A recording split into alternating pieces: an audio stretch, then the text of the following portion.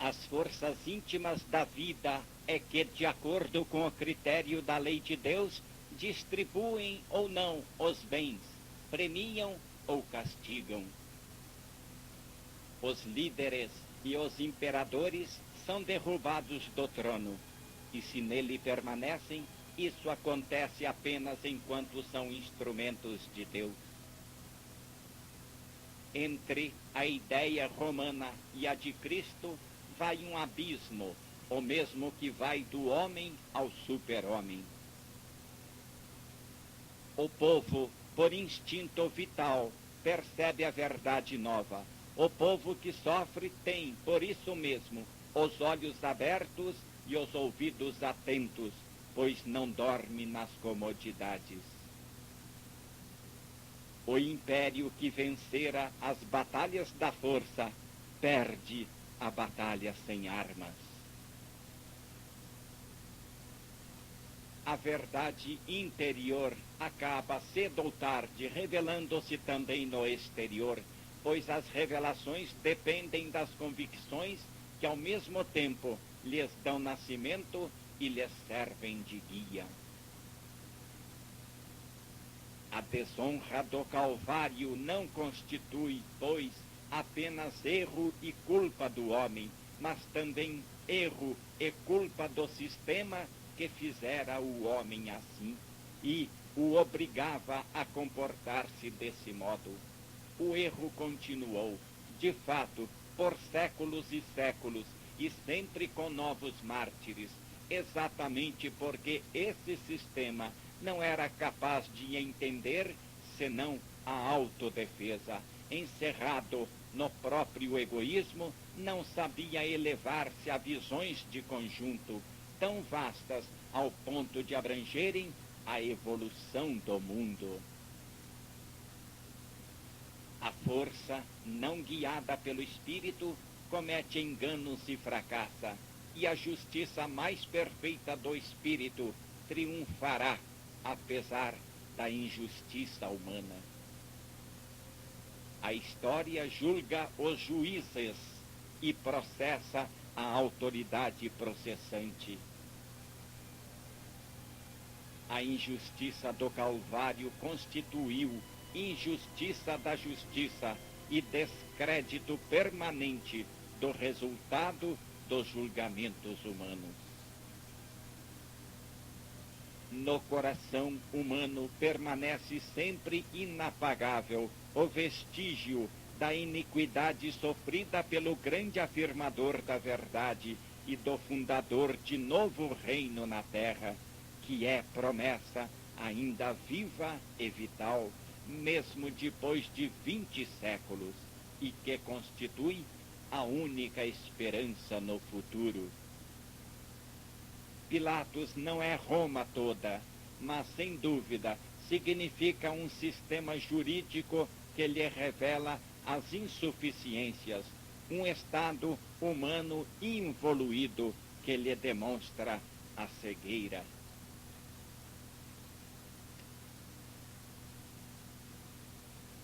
Apenas Cristo atingiu a essência do problema, dizendo: não julgueis.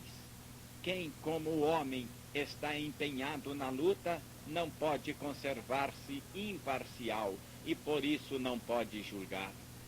Onde pode encontrar-se um juiz sem mácula? Só em Deus, e é em Deus que o homem, insatisfeito com todos os demais, procura o verdadeiro juiz. Nas mãos da justiça humana, baseada na força, a espada é mais poderosa do que a balança e prevalece contra ela. Não há outra solução. Evoluir, evoluir, evoluir, para tornar cada vez mais leve o peso da espada que sobre nossos ombros a involução atual coloca. Evoluir ao longo do caminho traçado por Cristo.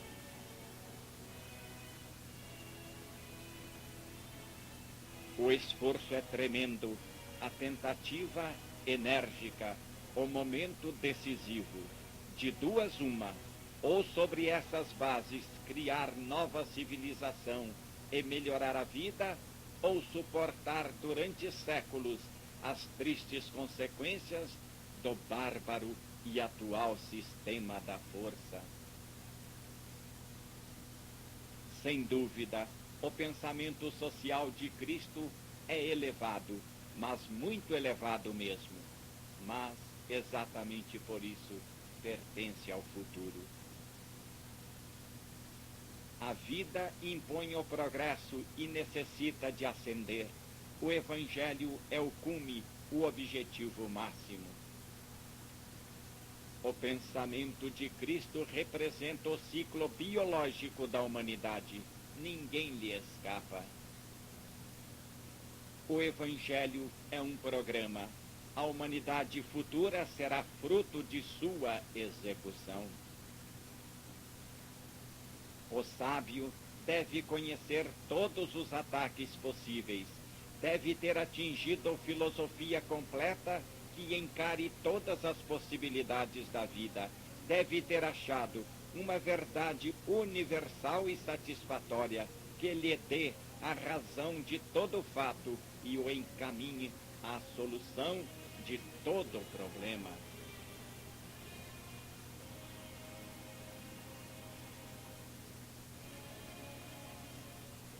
O homem pode fracassar, a vida não.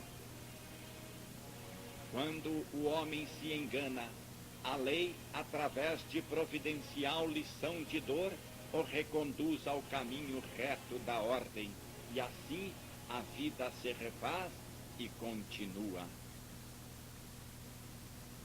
A lei, para fracos e poderosos, foi, é e será sempre uma só. No momento da provação, verificava a imensa vantagem dele não acreditar na glória, como não acreditara no poder e na riqueza.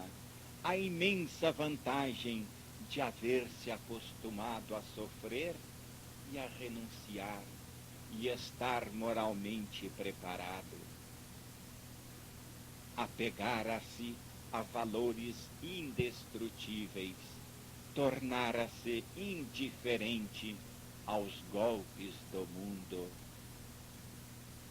Sua pobreza era a sua riqueza, sua nulidade e sua grandeza, sua inocência constituía-lhe o poder e a salvação.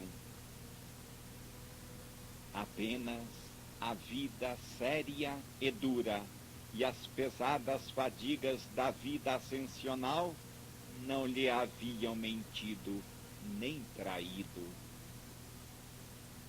Na hora da destruição, ele já se encontrava ligado ao indestrutível.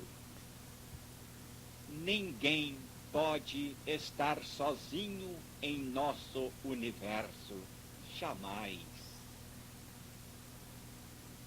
Nossas obras nos seguem e a substância da lei de Deus, ao invés de forças, é antes de mais nada justiça. Ele procurava defender-se por meio da própria inocência, que encontrara em si mesmo, e não a poder de astúcia, de meios materiais ou de ajuda humana.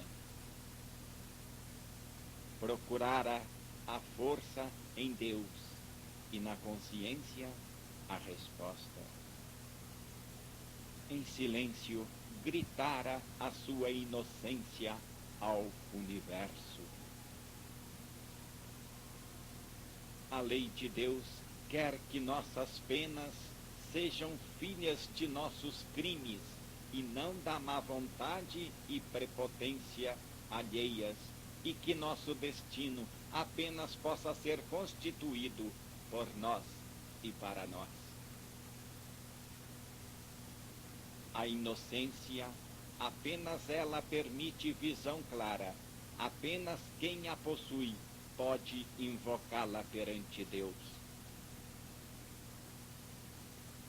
Quem compreendeu que a força humana não pode impedir a ação das forças cósmicas, senão momentaneamente e assumindo a responsabilidade pelos danos, não diz mais: ai dos fracos e dos vencidos, mas afirma: ai dos culpados, embora vencedores. O que tem valor permanente não é a posição material, e sim a posição moral. De acordo com a lei de evolução, o futuro caminha em direção ao reino de Deus, que pertence somente aos justos. Quem acredita que para vencer basta a força, representada por grande exército, grandes recursos e organização, e dotada de férrea tenacidade, não compreendeu como, no funcionamento das leis da vida, exatamente nesse apelo à força e à conquista violenta, como na guerra, reside o ponto fraco do sistema que, precisamente por isso, traz em si mesmo o germe da própria destruição. O preceito evangélico: quem com ferro fere, com ferro será ferido, exprime racional e inviolável lei biológica. A força mais poderosa, a que vence finalmente, é a justiça. O mal está encerrado no tempo e por isso tem pressa. Aí reside seu ponto fraco. Ele não o ignora e, portanto, corre. O sábio trabalha com segurança e calma, assim trabalha melhor e com muito menos dificuldade. Quão longe estamos das características do bem, que é equilibrado, calmo, confiante, esclarecido. Ninguém pode destruir essas leis e impedir que sua manifestação lhes revele a substância. Loucura, naufrágio final do espírito, satânica ruína de rebeldes à lei. A primeira aplicação notável da conquista do ar foi o massacre da Europa. Não seria ótimo que os cientistas não comunicassem mais a semelhante mundo os resultados de suas descobertas? Em meio daquela pobreza fraterna, se sentia vagar suave esplendor. Era a figura de Cristo que estendia sobre todos as mãos protetoras. Se inclinava sobre toda a dor para aliviá-la, e na soleira da porta da pobre cabana se erguia poderoso, desafiando a tempestade. Ele percebia que compete a Deus defender a quem, tendo empregado tudo no cumprimento do próprio dever, não possuía mais meios e forças para prover-se do necessário. Todas as situações de nossa vida, boas ou más, são consequências de nossa conduta. Pode ser que não recordemos de quando e onde semeamos na plantação de nosso destino, mas, sem dúvida alguma, semeamos. Sempre procuramos nos outros as causas de nosso infortúnio. Elas, porém, residem em nós, dentro de nós. Procuramos sempre inculpar os demais, pois queremos encontrar um sirineu que nos carregue a cruz. No entanto, nós é que devemos carregá-la nos ombros. Nós mesmos devemos construir-nos, cada qual por si e para si, e toda alegria ou dor, vitória e derrota constituem experimento que se registra indelevelmente no livro de nossa vida representam prova de que nos interessa sabermos sair mais esclarecidos. Ou nos construímos e robustecemos, ou nos demolimos e enfraquecemos. Se, como tantos fazem, procurarmos a vida apenas fora de nós, nas outras pessoas e nas coisas, seremos escravos, seus escravos. Só seremos livres se procurarmos a vida dentro de nós. A moral é que podemos ser senhores de nosso destino, mas se torna necessário querê-lo e sabê-lo. É preciso, porém, viver em profundidade, viver vida consciente. Não é a riqueza ou o poder, mas a vida interior que nos dá a independência e o domínio. Podemos viver no meio da guerra e, no entanto, ter a paz no coração. A maior conquista consiste em chegarmos a ser e conservarmos-nos donos de nossa casa interior. Essa é a única direção útil do expansionismo, ou do novo homem, expansionismo que não acaba em carnificina. Em relação à nossa alegria e à nossa força, vale nossa casa interior muito mais que o exterior. Podemos fazê-la ampla e sólida e conservá-la a nosso modo, em completa independência, em plena autarquia do espírito. Essa casa, porém, não a recebemos por herança.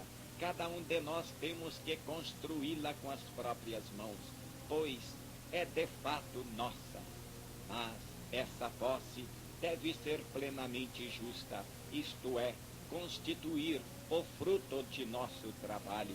Essa casa é o verdadeiro refúgio na adversidade, o ninho de nossas alegrias, o cofre de nossos tesouros, mas é construção feita de forças, edifício entretecido de invisíveis fios em movimento e que necessita nutrir-se diariamente de nosso trabalho, porque marcham para o futuro e são vivos e se desfazem se não forem alimentados.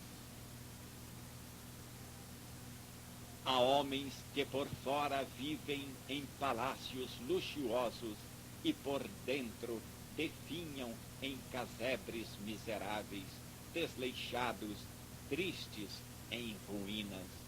Nos momentos de desventura, seu mesquinho eu não encontra refúgio, pois as grandezas terrestres não podem oferecê-lo.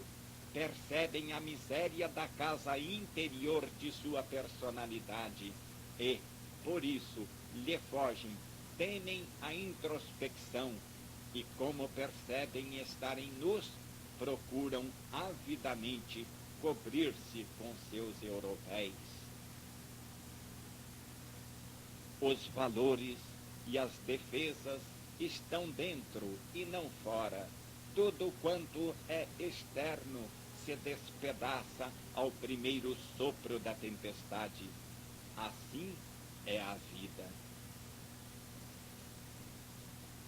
Para quem evolui, em dado momento a ilusão desaparece sem causar mágoa, e como, sob o nome de ilusão, devamos entender exatamente as coisas que a maioria das pessoas consideram mais preciosas. O caminho evolutivo do sábio é juncado de descobertas muito mais maravilhosas do que as científicas, proclamadas aos quatro ventos. Trata-se de descobertas verdadeiramente utilitárias e substanciais, completas e decisivas. Eis o verdadeiro sentido da vida, sentido que escapa ao entendimento das massas estúpidas e escravas, abandonadas à deriva, desejosas apenas de vegetar. Pretendemos dominar os efeitos, combatendo-os, quando já plenamente desenvolvidos, ao invés de extirpá-los no nascedouro. O sucesso material, tão ansiosamente desejado por nós, não podemos obtê-lo sem o concurso da força moral, que não levamos em conta e, no entanto, se lhe liga estreitamente. O imponderável, embora incompreendido e maltratado, permanece indestrutível entre nós. Não se deixa dominar e reage maleficamente, pois o nosso maltratamento para isso quis pô-lo em ação. Se as forças da lei, agindo sabiamente, não nos reeducassem por meio da dor, nossa civilização não saberia fazer outra coisa senão conduzir-nos, por meio de bem-estar e do abuso, à decadência física e moral. Procuramos neste livro observar essas verdades sob todos os pontos de vista, conforme as várias formas mentais, servindo-nos da lógica, narrando os resultados da experiência, apoiando-nos na analogia e em relações com fenômenos de outro tipo. O problema que estamos enfrentando é o do melhoramento humano, e este coincide com o aperfeiçoamento do indivíduo. Podemos, para isso, utilizar as grandes vias das reformas sociais e dos sistemas orgânicos de massa. Se aqui, porém, a ação é muito extensa, é necessariamente pouco profunda, de modo que, se quisermos fazer a evolução humana avançar muito, temos de encaminhá-la pelo estreito caminho individual. Trata-se de mudar o sentido da vida. É preferível, pois, trabalhar no lado de dentro a trabalhar no lado de fora do indivíduo, mais por livre convencimento do que por imposição, mais por maturidade do que por organização. São muitas as estradas do progresso. Apela-se para mais perfeito entrosamento da vida humana com as leis biológicas. A conquista de novo modo de conceber a vida, mais lógico e mais elevado, derivaria mudança no comportamento individual e nas relações entre as pessoas e as coisas, o que traria grave vantagem para todos. Procuramos aqui fazer com que o homem moderno compreenda a enorme vantagem de ser honesto. A humanidade de hoje crê ter-se de súbito civilizado apenas porque descobrimos alguma lei exterior da vida, que lhe permite mais cômodo desfrutamento de recursos naturais. Trata-se de domínio alcançado sobre algumas forças tornadas em parte obedientes, para atingir bem-estar de que nos pomos a gozar, ignorando-lhe as consequências. Esse domínio também poderá servir para causar-nos a morte cientificamente em larga escala, porém não nos torna mais adiantados. Isso não pode chamar-se civilização. Hoje em dia, a vida se apresenta feroz e desapiedada como nos tempos pré-históricos. Não estar armado de pedras lascadas, mas de metralhadoras, não estrangular o seu semelhante com as mãos, e sim com os bancos, representa apenas progresso formal, substancialmente fictício. Civilização que deixa intactos os instintos bestiais do homem e, além disso, lhe oferece meios mais poderosos de satisfazê-los, não merece o nome de civilização. Hoje, ao invés de havermos progredido, descemos a tal ponto que perdemos o sentido do que seja civilização e mudamos o significado dessa e de outras palavras sublimes. A verdadeira civilização está mais dentro do que fora de nós. É mais um poder das qualidades da personalidade que um poder originado nos meios exteriores e no domínio material. É progresso no espírito, implica em mudança de comportamento humano, em profundidade e não apenas em superfície. Em meio dessa nossa barbárie, os raríssimos sábios caminham em silêncio, beneficiando e perdoando. O mundo ri-se deles, mas neles apenas reside o futuro do mundo, o único futuro sem sangue. As ações e as relações humanas podem ser estudadas como forças, e assim descobrir-lhe-emos as leis. O perdão nos liberta da reação, e a vingança nos liga ao inimigo. Quando dois indivíduos estão em paz entre si, representa um sistema de forças em equilíbrio. Vitória significa débito do vencedor para com o vencido. O sistema humano da vingança não atinge o objetivo previsto. Reabsorver o desequilíbrio originário, isso apenas pode ser conseguido pelo perdão. O homem necessita aprender. Por isso, Deus deixou-o livre. Não se trata, pois, de liberdade desenfreada e louca, mas de liberdade limitada e protegida. A lei cede no limite do necessário ao aprendizado do homem.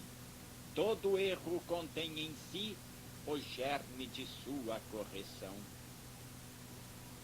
A lei existe, sem dúvida, porque nossa consciência sabe exatamente como as coisas deveriam ser, perfeitas, embora não o sejam ainda. O sofrimento do mundo não se deve a erros recentes, e sim milenários. O pavoroso amontoado de erros acumulados através dos séculos é difícil de eliminar, é impossível de reabsorver assim de um golpe. Hoje tudo está impregnado de erros, o ar saturado de mentira, o mal que semeamos se transformou em nossa atmosfera. É preciso pôr-se a caminho, lenta e tenazmente, pelo áspero caminho da regeneração.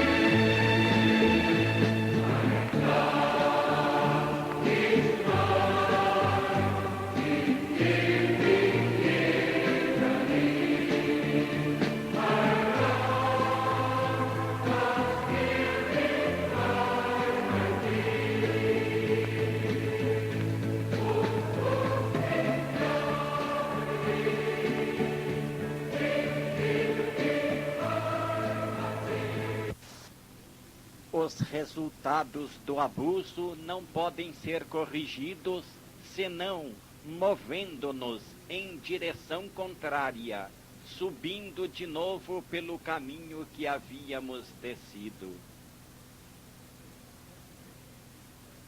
Quanto mais perseverarmos no caminho da força e da vingança, tanto mais pioraremos nossas condições, agravando o desequilíbrio.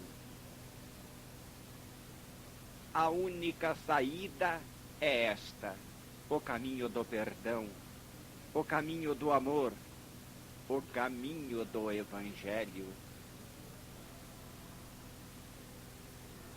Quando encontrarmos um homem que emprega a violência e se vinga, diremos: este é um involuído e está começando o longo aprendizado da vida. Quando virmos um homem que repele a violência e perdoa, diremos: este é um evoluído que já viveu bastante e aprendeu a lição da vida.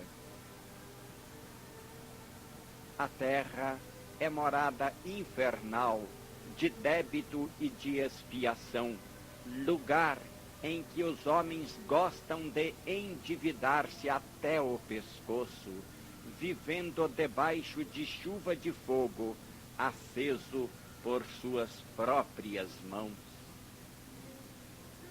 Todos nós temos de responder apenas por nossas ações, e não também pelas ações alheias.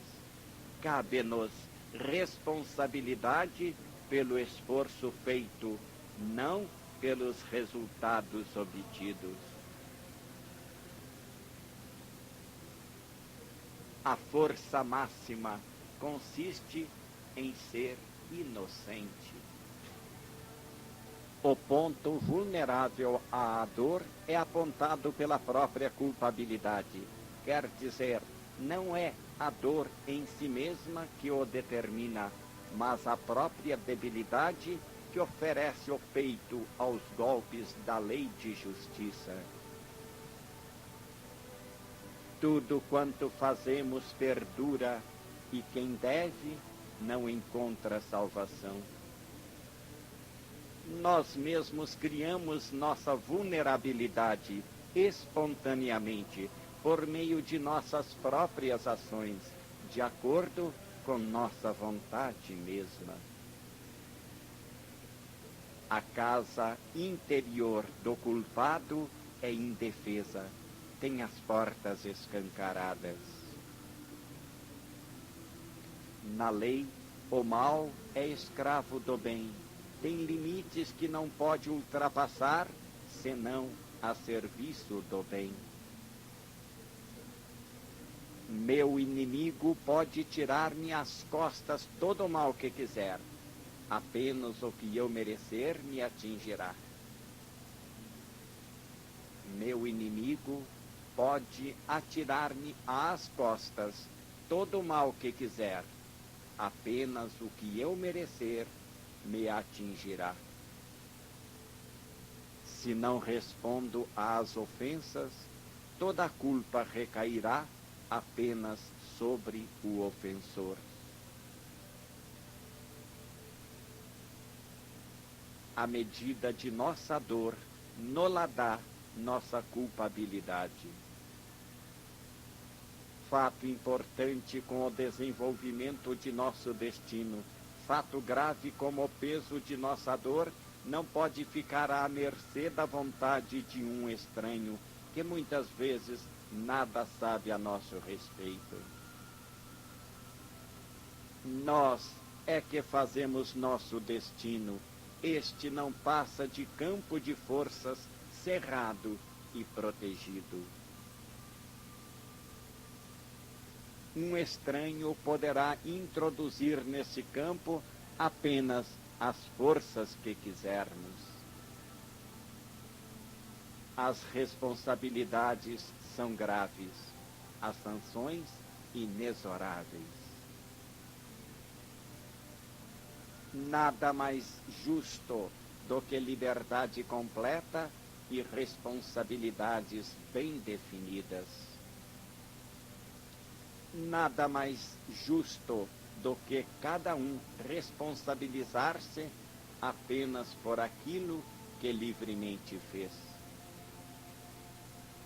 Com o andar do tempo, o justo se revela o mais forte e é quem vence por último. Para civilizar-se a sério, o homem do futuro teria apenas de fazer este pequeno esforço de inteligência, compreender a vantagem utilitária de ser honesto. Pretender fraudar lei invisível e onipresente é ilusão própria de ignorantes. Pretender fraudar lei invisível e onipresente é ilusão própria de ignorantes. O mais forte não é o prepotente, mas o mais justo. A repetição muitas vezes é útil, porque um prego não se prega com uma martelada só. Nem sempre é fácil fazer um conceito penetrar no cérebro humano duro como pau. O evoluído se harmoniza com a lei, não está, pois, sozinho, sem outro apoio que o de suas pobres forças, mas tem atrás de si a lei a sustentá-lo, não sendo rebelde, que nada contra a corrente da vida, mas abandonando-se-lhe inteiramente, tem à sua disposição as forças da vida que o ajudam e o impulsionam. O evoluído se harmoniza com a lei, não está, pois, sozinho, sem outro apoio que o de suas pobres forças, mas tem atrás de si a lei a sustentá-lo, não sendo rebelde, que nada contra a corrente da vida, mas abandonando-se-lhe inteiramente, tem à sua disposição as forças da vida que o ajudam e o impulsionam. Temos assim, de um lado, a astúcia oblíqua, complicada, torva e novelada, e por isso de movimentos embaraçados. Do outro lado, a inocência retilínea, simples, cristalina e, portanto, ágil e rápida. A astúcia e a inocência digladiam-se. De acordo com a lógica dos homens, o evoluído deveria perder. Não obstante, muitas vezes vence.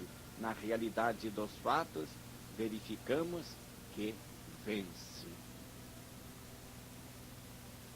Vemos que, na prática, a força e a astúcia, métodos do involuído, não oferecem garantia segura de vitória.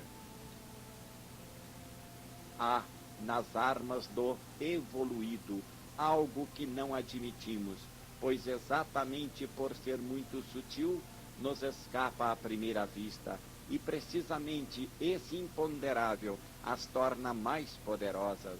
Existe nelas previsão, logicidade, organicidade e sabedoria íntima, que não incidem nos erros grosseiros da força bruta, e também equilíbrio espontâneo, que não se perde nos artifícios, nem se enreda nas malhas da astúcia.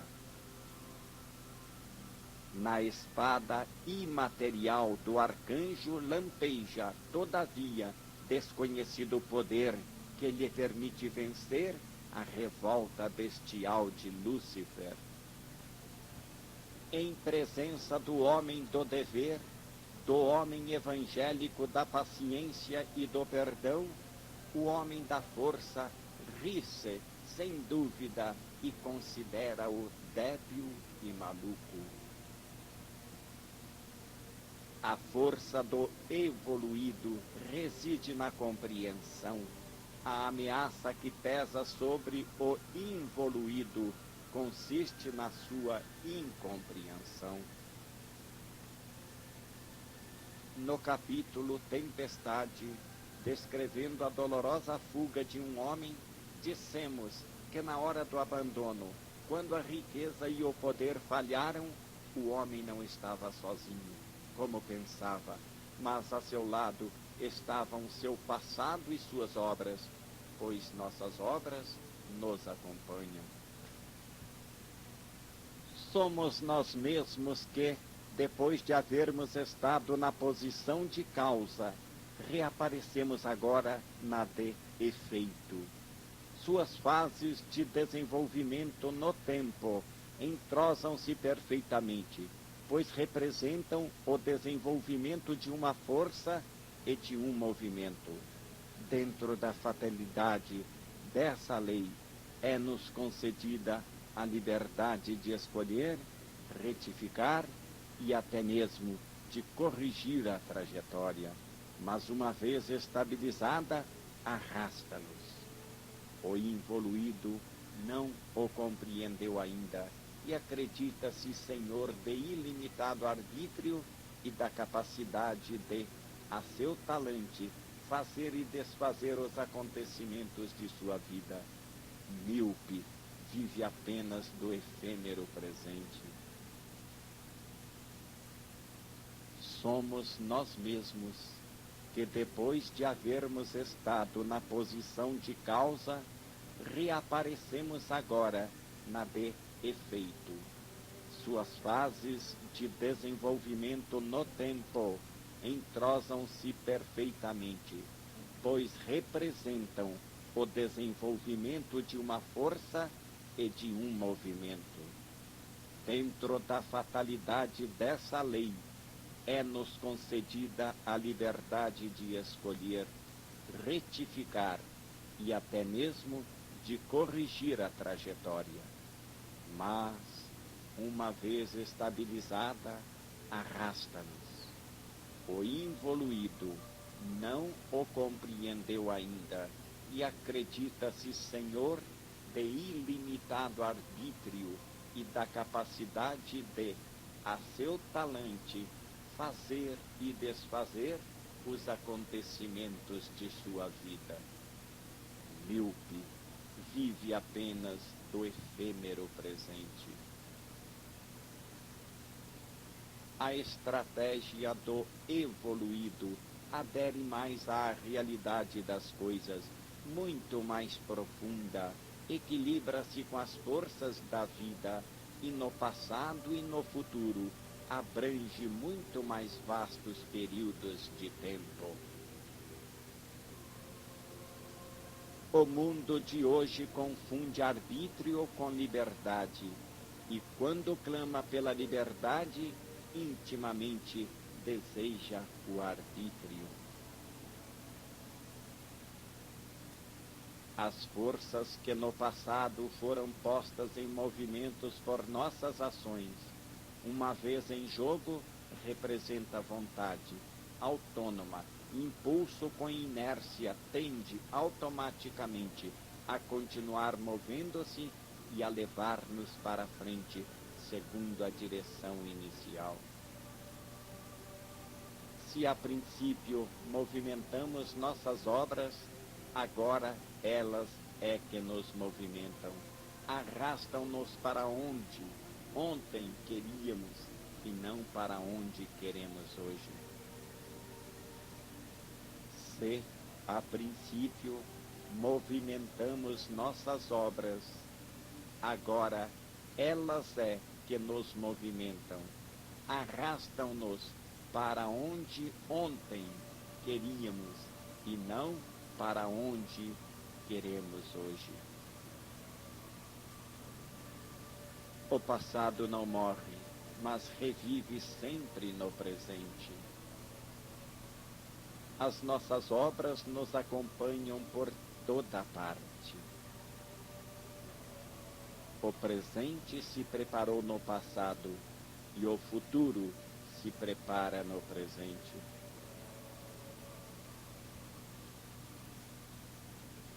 As obras que fizemos espontaneamente tornam-se vivas e, como se fossem animadas de vontade própria, são ativas e, na qualidade de criaturas nossas, agem por nós.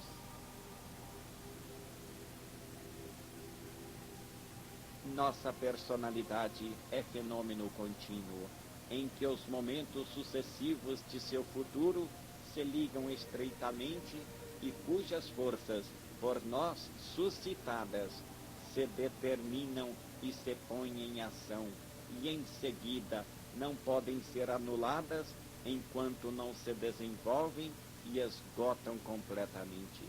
Essas forças formam nossa força, tanto em qualidade como em quantidade. Desse modo, o passado e o presente participam de nós. Representam essas forças e definição de nós mesmos, as coisas consumadas, difícil de mudar, e vivem em nosso destino sob a forma de fato, fato de modo algum absoluto, mas ao contrário, sempre suscetível de retoques e modificações.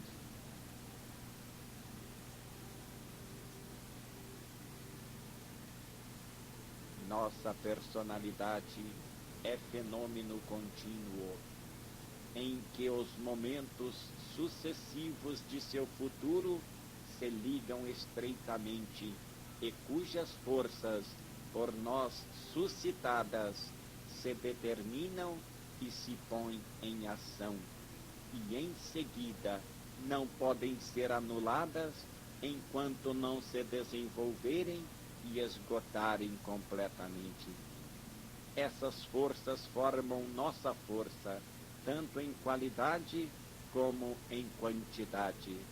Desse modo, o passado e o presente participam de nós. Representam essas forças e definição de nós mesmos. A coisa consumada, difícil de mudar, e vivem em nosso destino sob a forma de fato, fato de modo algum absoluto, mas ao contrário, sempre suscetível de retoques e modificações. Vivemos vinculando nossa liberdade a isto ou aquilo, enquanto o impulso não se esgota e a trajetória não desaparece. Determinismo. Vincular-se ao determinismo ou extinguir-se nele corresponde às características dos dois mundos, interior e exterior, que as forças motoras dos nossos atos percorrem, nascendo no primeiro, bem no íntimo da personalidade, e exaurindo-se no segundo, na periferia, no mundo exterior. Como defender-nos de inimigo que está dentro de nós mesmos? Impossível fugir-lhe, impossível fazê-lo calar-se. Não há barreira de força ou de astúcia capaz de detê-lo. Ser inocente, essa coisa tão pequena, se ergue diante do esmagador poder da força e o detém, porque isto é o que a lei quer, que o honesto encontre defesa e a justiça triunfe. O involuído ignora que o presente não se improvisa, nem se constrói à custa apenas do presente.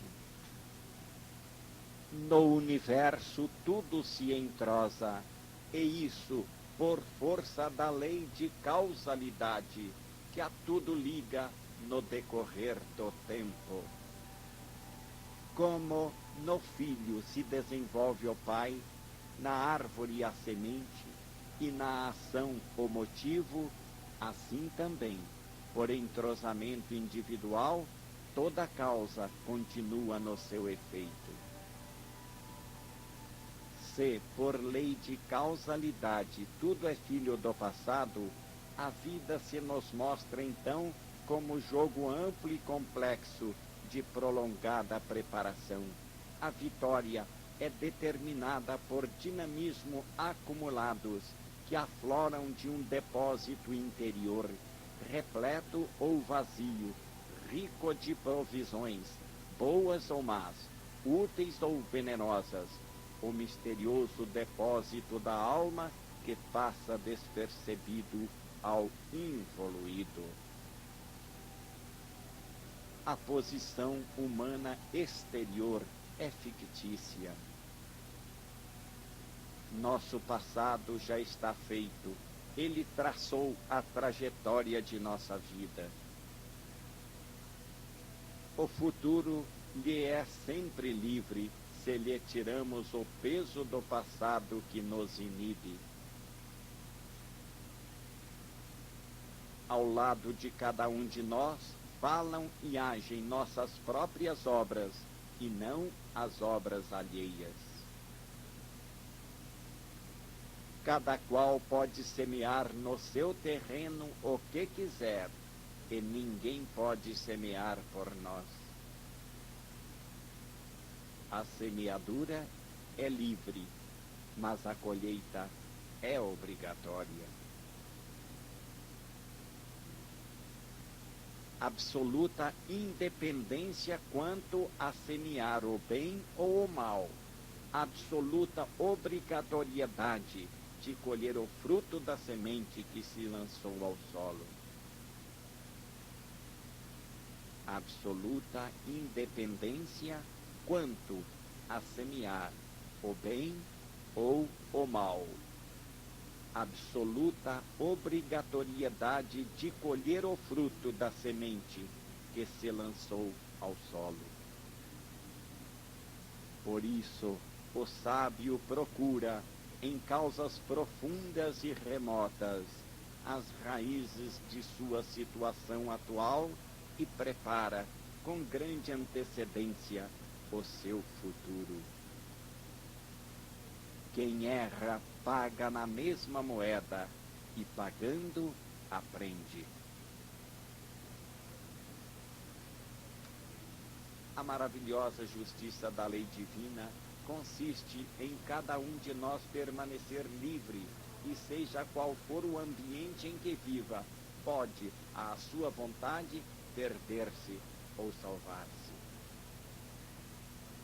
A beleza de tudo consiste no fato de que essa liberdade permanece sempre garantida e o indivíduo independente, senhor absoluto, sempre do próprio destino, em qualquer tempo e lugar, construí-lo a seu modo. Ele pode sempre separar seu destino do destino alheio. Pode conservar completa autonomia de trajetória em meio do mais complexo entrelaçamento de forças. Pode atingir os objetivos que quiser.